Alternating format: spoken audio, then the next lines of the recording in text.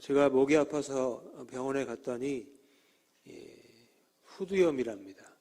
그래서 발음이 정확하지 않다거나 잘 들리지 않다고 하는데 하더라도 좀 이해를 부탁을 드리겠습니다. 여러분 송명희 시인 혹시 아세요? 예, 잘 아시죠? 그분이 어떤 시를 지으셨는지도 아시죠? 예, 제목이 나입니다. 나. 예, 부제는 공평하신 하나님인데 이렇게 고백을 합니다.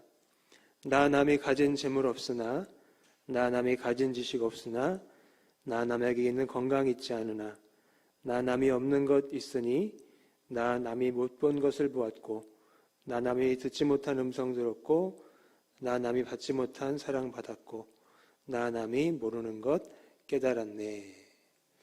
참 아름다운 시입니다.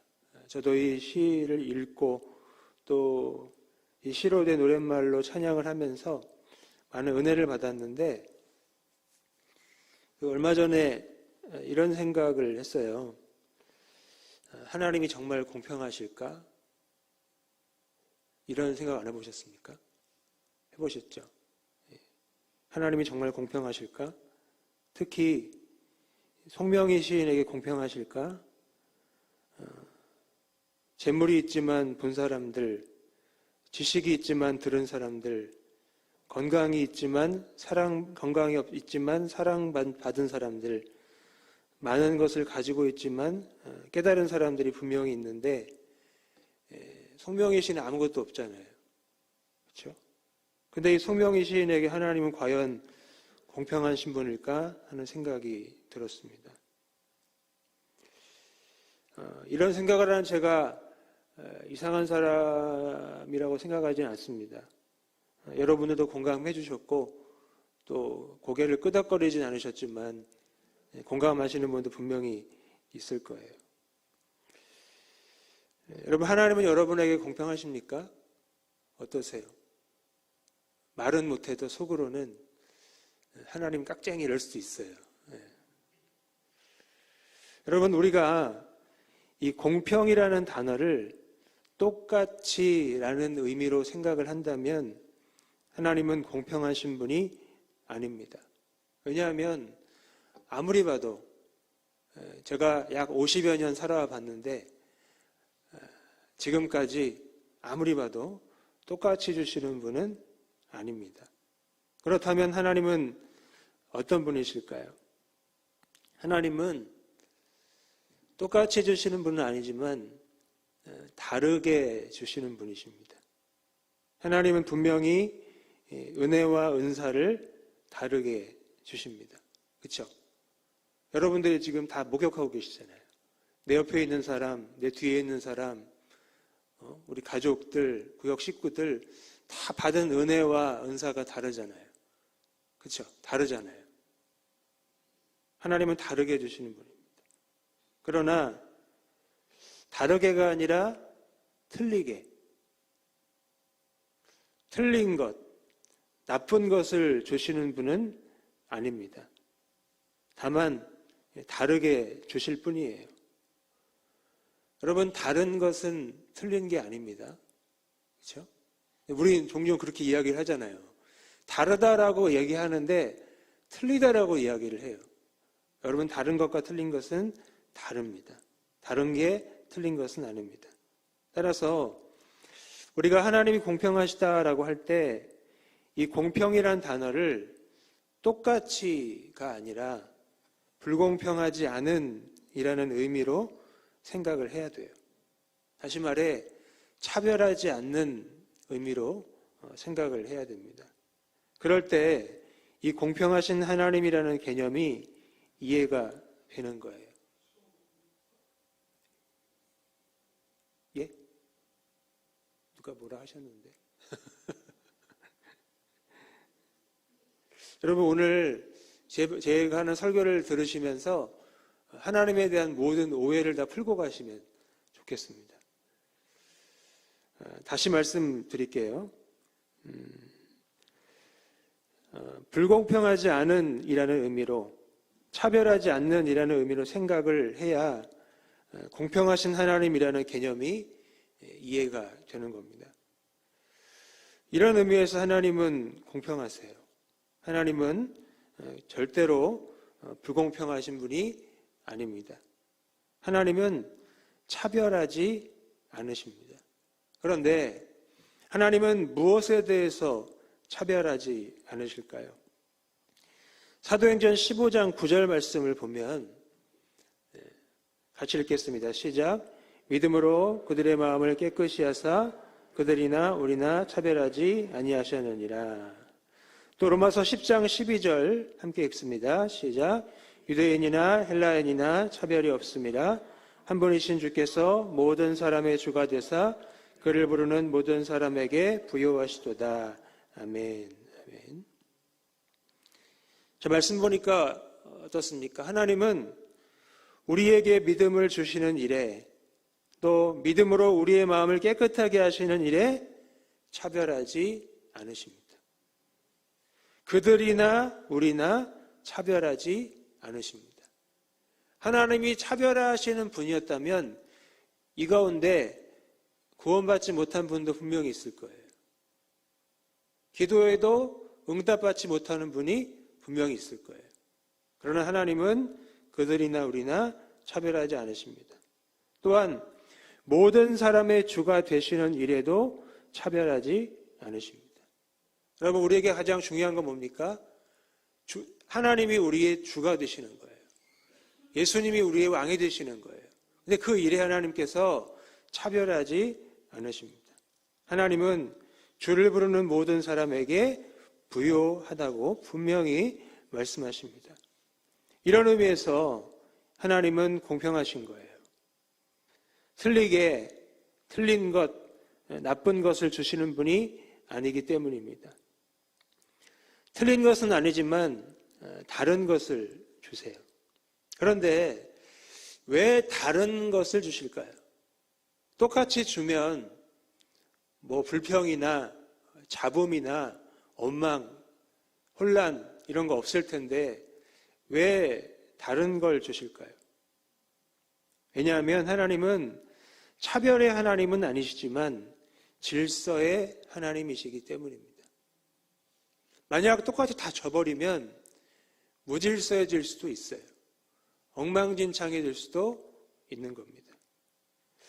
이것을 잘 이해하지 못했기 때문에 우리 민수기 16장에서 이 고라와 다단과 아비람이 반역을 한 겁니다. 그들은 이 모세와 아론이 이스라엘 백성 위에 군림한다고 말했지만 사실은 하나님이 이스라엘 백성 중에서 자신들을 차별한다고 생각을 한 겁니다. 그래서 그들이 모세와 아론을 대적함으로써 두 사람을 지도자로 세우신 하나님의 권위에 도전을 한 거예요. 하나님의 구원도 깎아내렸고 그 구원을 주신 하나님을 깎아내렸습니다. 그러니까 무리를 모아서 사람들이 다 보는 앞에서 하나님을 거슬러 버린 거예요. 그 결과가 뭡니까? 바로 하나님의 진노, 하나님의 심판입니다. 잘 아시는 것처럼 이 고라와 다단과 아비람은 자기의 장막에서 가족들과 함께 어떻게 산채로 수월에 빠집니다. 그 이유는 여호와를 멸시했기 때문입니다. 근데 더 무서운 건 이 여호와의 진노가 온 회중에게 임했다는 거예요. 16장 46절에 보면 연병이 시작되었습니다. 연병. 장티푸스라는 전염병이, 강력한 전염병이 시작되었습니다. 하지만 다행히 이 모세의 명령을 따라서 아론이 이 백성을 위해 속죄하고 죽은 자와 산 자 사이에 섰을 때 연병이 그쳤어요. 그러니까 하나님이 모세에게 명령하시고 모세가 아론에게 명령을 해서 딱 그 사이에 서니까 연병이 멈췄습니다. 그러니까 하나님의 진노가 아론의 순종 덕분에 멈추게 된 거예요. 그러니까 이 사건이 잘 보여주는 것이 바로 아론의 역할입니다. 아론의 순종으로 이스라엘 자손에게 하나님의 진노가 미치지 않게 하는 것, 그것이 바로 아론의 역할입니다. 우리 5절 말씀 함께 읽겠습니다. 시작. 이와 같이 너희는 성소의 직무와 제단의 직무를 다하라. 그리하면 여호와의 진노가 다시는 이스라엘 자손에게 미치지 아니하리라. 자, 고란과 다단과 아비람도 레위인이죠. 그들이 하나님을 반역하는 그 일로 인해서 그 직무를 망가뜨려 버렸어요. 그러니까 하나님의 진노가 임하게 된 겁니다. 그래서 이제 아론에게는 네가 직무를 제대로 하면 하나님의 진노가 임하지 않을 것이다 라고 말씀을 한 거죠. 이 아론의 역할이 이 고라와 다단과 아비람의 반역을 통해서 더 분명해진 겁니다. 하나님이 아론에게만 제사장 직분을 주셨다는 사실이 더 명확해진 거예요. 아론의 역할은 성소의 직무와 제단의 직무를 다 하는 것입니다. 다 하는 것입니다. 다. 근데 이 일을 다 할 수 있습니까? 혼자? 다 할 수 없죠. 그래서 하나님이 이 아론에게 레위 지파를 붙여주세요. 18장 2절에 보시면 이 레위 지파를 뭐라고 부르시냐면 내 형제 이렇게 부르십니다. 또 내 조상의 지파라고 하시면서 그들이 너를 돕게 하라고 말씀을 하십니다. 18장 4절에 보면 레위인은 너와 합동하여 장막의 모든 일과 회막의 직무를 다 할 것을 명령을 하십니다. 자, 이렇게 보면 자, 아론에게 레위인은 어떤 사람들일까요? 단순한 조력자가 아니라 동역자들입니다. 없어서는 안 될 사람들이 아론에게 레위인들이에요. 그리고 그들은 하나님이 아론에게 제사장 직분과 함께 선물로 주신 사람들입니다. 우리 6절, 7절 함께 읽을까요? 시작. 보라, 내가 이스라엘 자손 중에서 너희의 형제 레위인을 택하여 내게 돌리고 너희에게 선물로 주어 회막의 일을 하게 하였나니 너와 네 아들들은 제단과 휘장 안의 모든 일에 대하여 제사장의 직분을 지켜 섬기라. 네가 제사장의 직분을 너희에게 선물로 주었은즉 거기 가까이 하는 외인은 죽임을 당할지니라. 아멘. 자, 아론에게 레위인도 선물이고 레위인들에게 아론도 선물입니다. 그리고 여기 있는 우리 모두에게 서로는 다 선물이에요. 선물 같은 사람들입니다. 하나님이 그리스도 안에서 우리를 택하신 족속이요 왕 같은 제사장들로 부르셨기 때문입니다. 여러분, 그러므로 옆에 계신 분들을 아주 귀하게 여기셔야 돼요. 아주 소중히 여기셔야 돼요. 하나님이 베푸시고 맡기신 사람들이 바로 여러분입니다. 여러분이 키가 크나 작거나 상관없어요. 잘생겼거나 못생겼거나 상관없어요. 돈이 적거나 많거나 상관없습니다. 다 똑같은 거예요. 다 똑같이 선물입니다. 선물이에요. 여러분, 하나님이 주신 선물 어떻게 해야 됩니까? 막 풀어헤쳐야 됩니까? 그러면 안 되겠죠. 귀하게 받아다가 귀하게 펼쳐봐야 되겠죠. 귀하게 여겨야 되겠죠. 귀한 자리에 놔두고 보면서 하나님 주셨지. 이렇게 되지 않겠습니까? 여러분, 이렇게 하나님은 공평하세요. 차별하지 않으십니다. 하지만 하나님은 다르게 주시는 분이십니다. 차별이 아니라 질서 때문이에요. 질서. 근데 한 가지 더 말씀드리고 싶어요. 여러분, 직분은 계급이 아닙니다.